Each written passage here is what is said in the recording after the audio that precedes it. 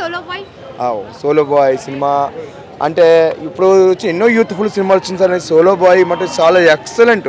అంటే ఇప్పుడు కాలేజీకి ఎంతో మంది వస్తూ ఉంటారు, పోతూ ఉంటారు, కానీ సోలో బాయ్ అనేవాడు ఒక్కడే అని నిజంగా సినిమా నిరూపించింది.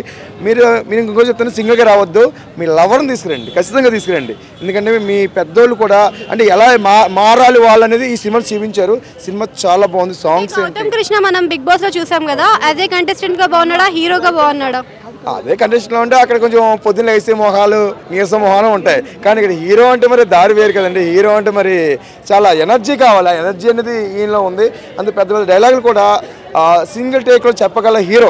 నాకు ఆల్రెడీ బయట కూడా చూశాను, ప్లస్ ఇప్పుడు హాల్లో కూడా చూసాను. సినిమా చాలా బాగుందండి. సినిమా మటుకు ఎవ్వరు కూడా ఈ శుక్రవారం గౌతమ్ కృష్ణకి డాన్స్ రాదు అని చెప్పేసి చాలా ట్రోల్స్ కాంట్రవర్సీస్ అయ్యాయి కదా, సో అట్లా తీసుకుంటే ఈయనకి ఇప్పుడు డాన్స్ పర్ఫార్మెన్స్ కానీ ఏమైనా చేంజ్ కనిపించిందా? అంటే ఎవరన్నారో వాళ్ళు తీసుకొచ్చేసారు, ఏమని చెప్పండి ఇక్కడ ఒకసారి, ఇక్కడ ఏమని చెప్పండి, అక్కడ ఎందుకు ఏమని చెప్పండి, అంతే. అనే వాళ్ళు 100 అంటారండి, కానీ మనం పట్టించుకుంటే ఇంకెందుకు ముందుకు వెళ్తాం? గౌతమ్ కృష్ణకి యాక్టింగ్ ఎవరు చేయగలరు చెప్పండి? ఆయన దారి ఆయనదే, ఎవరి దారి వాళ్ళది. వాళ్ళని పోల్చకూడదు, వీళ్ళని పోల్చకూడదు. కానీ ఎక్సలెంట్ సినిమా. శుక్రవారం రిలీజ్ అయిన సినిమాలో ఒక బెస్ట్ ఆఫ్ ద ఒక మంచి యూత్ఫుల్ ఎంటర్టైనర్ లవ్ సినిమా అంటే సోలో బాయ్ అండి.